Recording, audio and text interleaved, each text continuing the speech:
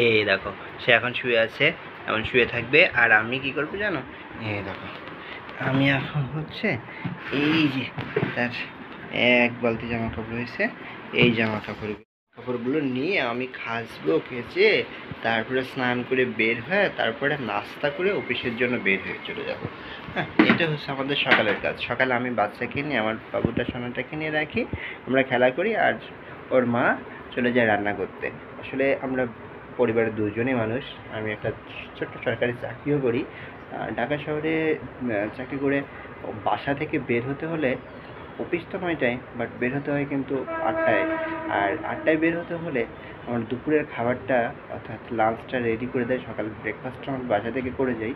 সেক্ষেত্রে কিন্তু আমাদেরকে উঠতে হয় অনেক সকালে। সকালে উঠে আর কোনো মানে চোখ মেলার মনে হয় সময় হয় না, কোনো রকম অ্যালার্ম বাজলে উঠে শুরু হয়ে যায় আমাদের যুদ্ধ।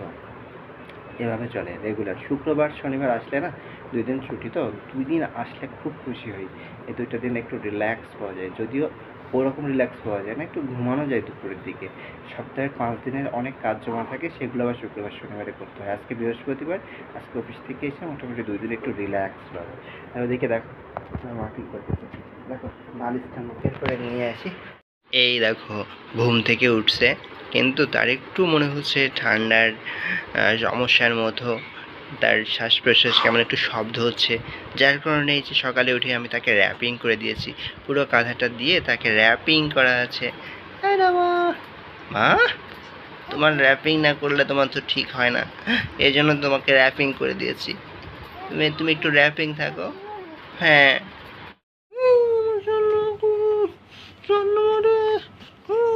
মা, এবার মা কই রে, সোনা কই রে, মা কই রে, কই মা কই রে, আমার বাবা কই রে, বাবা কই রে। আমরা এখন এই যে হেঁটে বেড়াচ্ছি আমাদের দিকে। দেখো, হাঁটি মাটি ডিম, যারা মাটির পরে ডিম, একটু হাঁটতে আসছে দিকে। হ্যাঁ, হাঁটাহাঁটি করতেছি মনে নিয়ে। দেখো শুধু আমরা